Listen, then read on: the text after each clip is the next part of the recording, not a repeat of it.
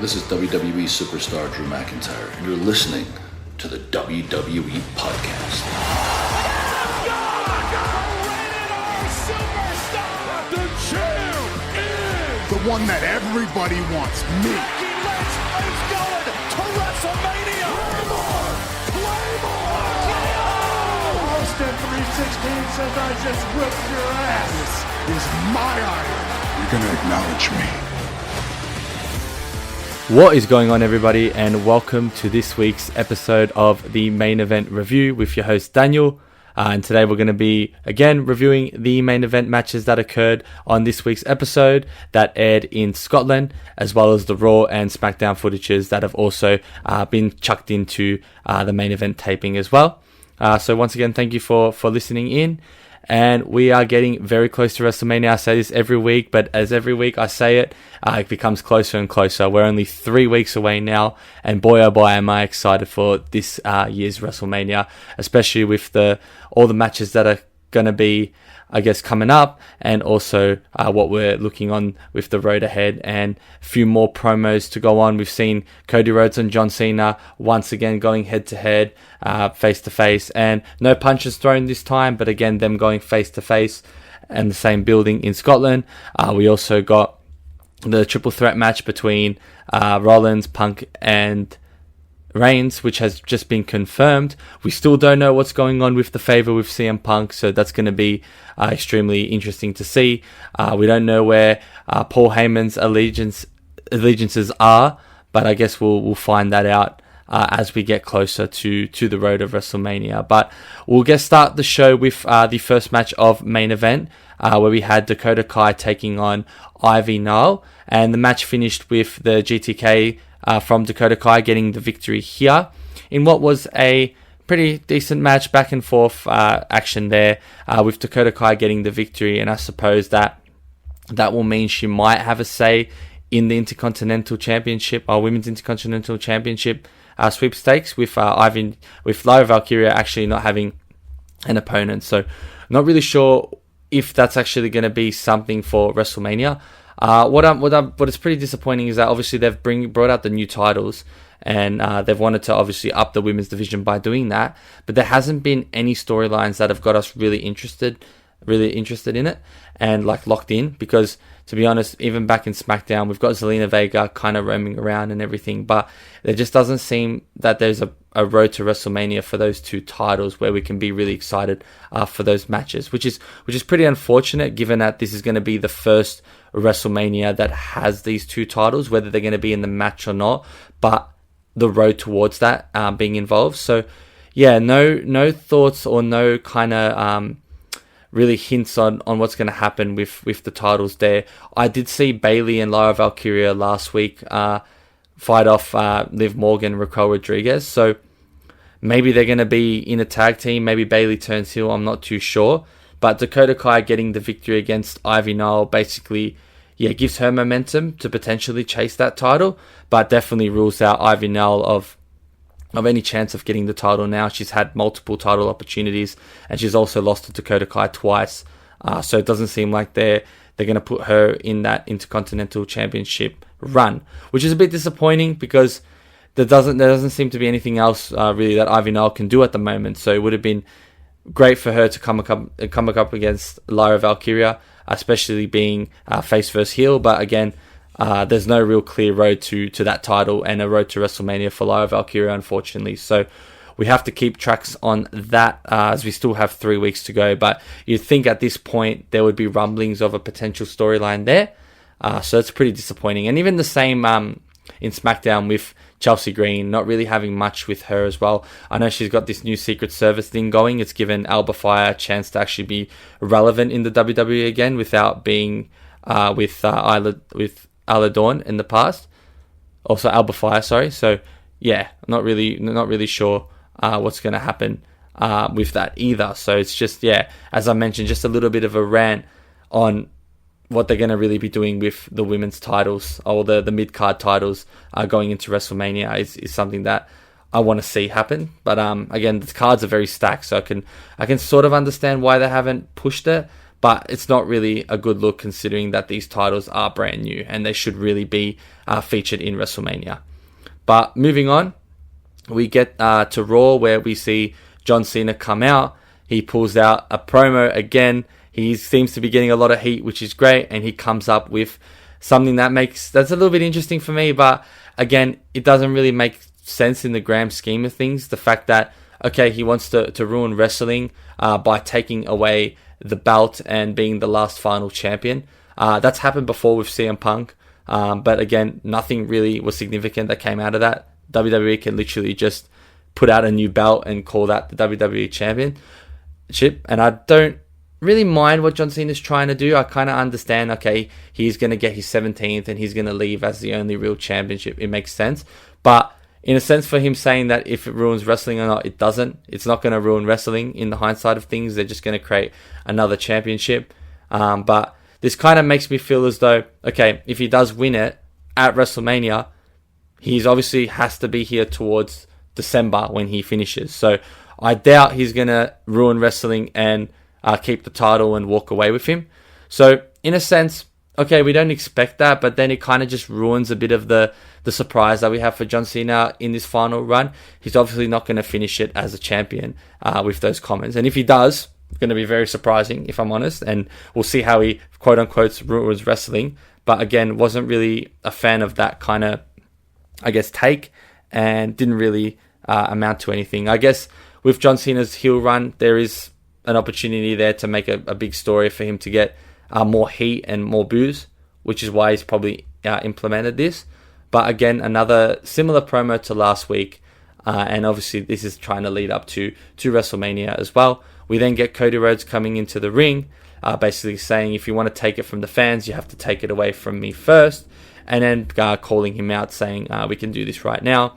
Obviously, John Cena pulling back, and we're yet to see them lay hands on each other still after, I guess, 3 weeks since John Cena's turned heel and 2 appearances on Raw as well. I think we need The Rock to inject into this feud as well. We haven't seen The Rock at all. There's no news or any plans or announcements of him coming. That might be a good thing because he may just surprise us on a random show. It'd be good if we just get that. But at the same time, we know why John Cena has turned heel per se, but we haven't gone into the other element of him selling his soul to The Rock. And that's something that we are yet to discover. And I really want to see that story being told as to how John Cena has those interactions with The Rock and how they're kind of aligned together on this feud and on this road and on this battle with Cody Rhodes. Because obviously you can see that they're trying to build up the tensions between Cody Rhodes and John Cena, but there is also The Rock that is a huge part to play in this. So that's also going to be something to look out for. And I think something we need to see and we need to realize and understand why John Cena sold his soul to The Rock per se. Anyways, moving forward, we move on to staying on Raw with the Women's World Heavyweight Championship promo that came on with Adam Pearce basically going out to the ring to put an announcement that we get after 3 interruptions, first being Io Sky, then being Bianca Belair, and then finally Rhea Ripley. Adam Pearce basically confirms that Rhea Ripley will be defending the title. Getting a rematch against Io Sky. She'll be defending the title on next week's episode of Raw. Which again was really weird because Rhea Ripley came out and then decided to not care about WrestleMania and say she doesn't care. But the week before, she literally signed the contract saying she wanted to be part of WrestleMania. So that didn't really make sense.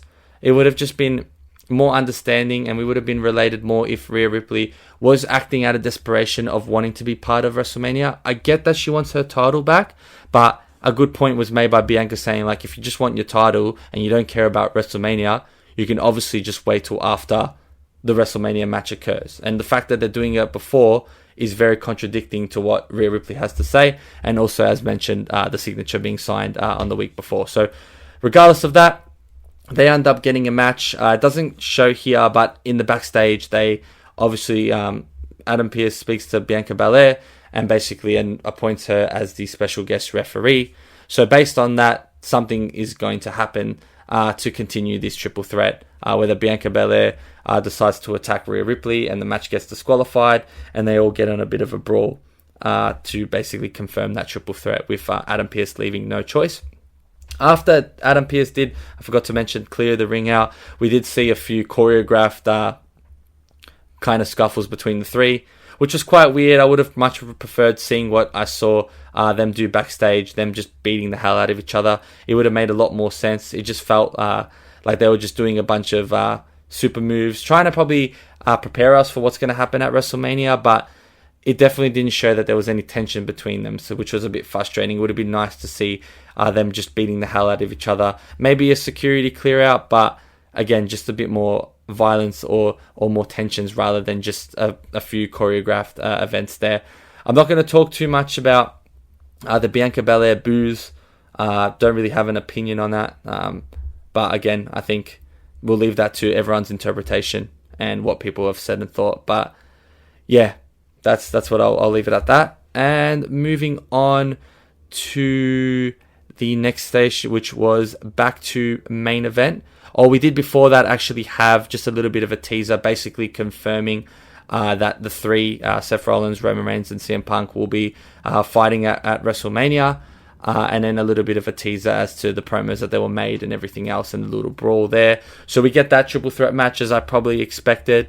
But based on I guess what's happening and with the favor and everything, we're going to find out whether it's going to be the main event or whether, as I mentioned, the winner gets injected into a championship fight, so on and so forth. So we'll have to wait and see. That's going to be really interesting. I'm very keen for that to be kind of revealed when it does happen. Then we go back to main event, where we have Xavier Woods taking on Akira Tozawa.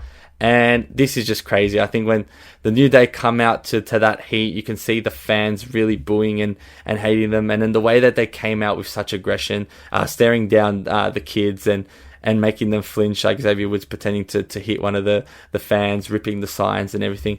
Isn't it just crazy how we have John Cena, Kofi Kingston, Xavier Woods as the New Day, as both big heels right now? It's just crazy how WWE works. Like, you would never have been able to picture one of them, yet alone both, be heels 10 years ago and getting massive heat, along with The Rock too. But The Rock, again, has been a heel for a long time now, so that surprise element has gone. We get the match there between Akira Tozawa, which is the main event staples. Xavier Woods gets the victory here, and it comes from Kofi Kingston when Akira Tozawa was about to do the senton, distracting him.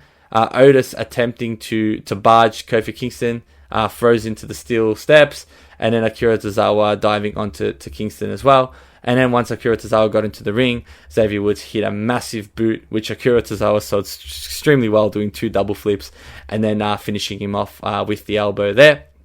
That'll be great momentum for them. As I mentioned last week on Raw, I did see that they were going to claim a match with the War Raiders for the titles. So it seems as though that's going to be the next step for the New Day, which is something I proudly expected and predicted. So let's see how their road to WrestleMania goes. It'll be great to see them fight for the championships, and I feel like they thoroughly deserve it, and I still think that they need those tag team titles to get their kind of heel run going, and possibly reawake the world tag team titles as well, because as much as the War Raiders I respect and I really like them, they haven't really done much with the titles, and it hasn't been a run to remember per se. But if the New Day get it with their new heel gimmick and their heel run, I feel like they'll be able to open up that tag team division on Raw a lot more, and also provide very good promos and some good potential feuds with future tag teams as well. So we'll keep in track for their run as WrestleMania comes closer too. But again, a good victory for Woods. Shows that he can do a lot as a singles fighter as well. And I know he's with Kofi Kingston as well, but there might be potential for him to hopefully get a singles championship as well for his sake and for his career as well. I think he's truly deserved to have a run, and a heel run wouldn't be the worst thing either for him as well. We then move on to Raw, where we get the main event of Monday Night Raw, which was Bron Breakker against Penta. We saw a pretty good back and forth match. Breakker getting Penta with the Breakenstein, And as Bron Breakker was about to spear Penta, we get the Judgment Day, Carlito and Dominic Mysterio coming out, getting up to their typical antics, trying to distract Bron Breakker and supposedly be helping Penta and taking him side, maybe as a ploy to get Penta into the Judgment Day, which was against Finn's request and against his back. Dominic then tries to distract the referee while Carlito comes into the ring. Bron Breakker throws him out, gives him a bit of a spear, and then as he's about to get his eyes back on Penta, we see Dominic Mysterio take his legs out and beat him up from the back, which caused a disqualification. As I also predicted last week, I didn't see any of these two losing this close to WrestleMania. Wouldn't have made any sense. However, we do see a few chair shots from Dom Mysterio. He then passes the chair to Penta. Penta questioning what Dominic Mysterio is doing. But it was great to see Penta grab the chair and kind of hype up the fans as to make him think for maybe one second that he would potentially hit Bron Breakker. We all know that wasn't going to happen, but it was just cool how he hyped that up. Ended up hitting Dominic Mysterio. And then we did see Finn Balor come and attack Penta and Bron Breakker. He then almost threatened to hit Dominic with the chair, but pulled back in the last second. And again, there seems to be tensions between those two as well. So it does look like, and it hasn't been confirmed, that these four are going to be fighting at WrestleMania in a Fatal 4 match. So I got 3 of the 4 right when I originally predicted AJ Styles coming in instead of Penta, but when Penta did beat Kaiser, it did make sense for him to get involved in the Intercontinental Championship kind of questions and a long line of lists. So them 4 going to be battling out potentially. Maybe there'll be some more things that will happen, but with Finn Balor and Dominic Mysterio having their tensions, with Penta not being able to have the opportunity to actually win that title off Bron Breakker, and I guess Bron Breakker having problems with the Judgment Day too. We're looking to get a Fatal 4-Way there as well. It'll be interesting to see if they can actually perform a bit of promos between the 4. Maybe Bron Breakker getting into Penta a bit and then also getting into the Judgment Day. My worry is that Bron Breakker doesn't get the limelight in terms of kind of the storyline. He's just there because he's simply the title holder, but that might mean that he's obviously probably most likely gonna keep his title post WrestleMania. But again, I think this feud is all about the Judgment Day imploding, Dominic Mysterio and Finn Balor feuding, and also how Penta kind of gets his involvement in there with the request of him trying to join, but obviously rejecting that by hitting Dominic with the steel chair, and the Judgment Day, getting involved as they are. So again, going to be interesting. That is going to be something that we have to look for in the future, whether they confirm the Fatal 4-Way or not. We'll have to wait and see. They'll probably talk about it most likely on Raw. But again, with everything that's happening, I just want to mention how underwhelming, again, the Jey Uso run is. We don't see anything on Main Event today. It's just crazy how a lot of these other matches are obviously the higher priority too. And without spoiling it, I know usually Main Event goes behind 1 week, but essentially because of that, SmackDown usually gets published the day before this Main Event episodes comes out. So basically the events that happen on SmackDown confirm that they're going to get the Night 1 Main Event. And I did kind of mention this at the very start when Jey Uso won the Royal Rumble, that not necessarily they'll get to headline and be the main event show for Night 1. It was looking like that was going to be the case, but I think WWE definitely backtracked on that, and that's highly got to do with how underwhelming this run has been, and it's extremely disappointing. I think the way that they've done it is just been poor, and I don't think Jey Uso's helped as well because his mic work hasn't been the best. It's been good seeing Jimmy getting involved. You can see Jimmy is a lot more comfortable on the microphone, and he's definitely helping this feud big time. So hopefully that slap kind of made this a bit more interesting, because it was a big whack slap. I'm surprised how well Gunther actually took that. But again, that's probably creating a little bit of heat, but that's nothing to do with what Jay has done. It's more to do with how Jimmy has kind of come in and sort of assisted this run. So hopefully when they do fight, Gunther does something really bad to Jimmy to make this a bit more personal, and maybe we can see a bit more of an interesting storyline. But for now, that has been extremely dead. And it's just a shame to see because it's really going to affect Jey Uso. And I think that because of that, he's already lost his main event match. But I think it also warrants Gunther retaining the title too. But we'll have to wait and see what the decision will be. And we still got 3 weeks left. So the reason why I'm talking about it is because I really do hope that this storyline can get a bit more interesting and it can get better. Because I am a big fan of Jey Uso. I really like the Yeet movement. I really like how he connects with the fans. And I do like his story coming out as a singles superstar, being a tag team champion and being a tag team wrestler for his whole career. I really want to see him develop well. And I also want Gunther to have a memorable championship run, not just versing superstars that he dominates and he underwhelms. And I don't want this run to end with him losing it because I don't think it's fair on him. I don't think it really is his fault. He is deserving of a long championship run, and he is also deserving of versing opponents that are of high status too, where you might think he will lose the match and you might think that it's going to be a big challenge, and him going over the top of that will be good. So yeah, keeping track for those. But again, this has been another main event review. I'll be back again next week to review what's going on. Not really too much to discuss this week. I feel like next week is where things are going to ramp up a lot more. This week was pretty similar to last week. And now going back to the United States, I think, as I said, it's going to ramp up a bit more. And we're going to see the card shaping up and finally going to get confirmed all the matches that's going to happen at WrestleMania. And I'm extremely excited for that because we are 3 weeks away. So again, thank you guys for tuning in. Also going to say it one more time. Apologies again, but don't forget to tune in to my own podcast where I talk about sports beyond the game. It's called The Huddle Within. And be sure to check that out as well. But without further ado, I hope you guys have a lovely week and weekend, and I will catch you guys next week. Cheers. Thanks for listening to the WWE Podcast. Don't forget to subscribe on your favorite podcast app so you don't miss a show, or head to WWEpodcast.com. And for all of these shows ad-free, head over to patreon.com/WWE Podcast. Until then, we'll see you next time.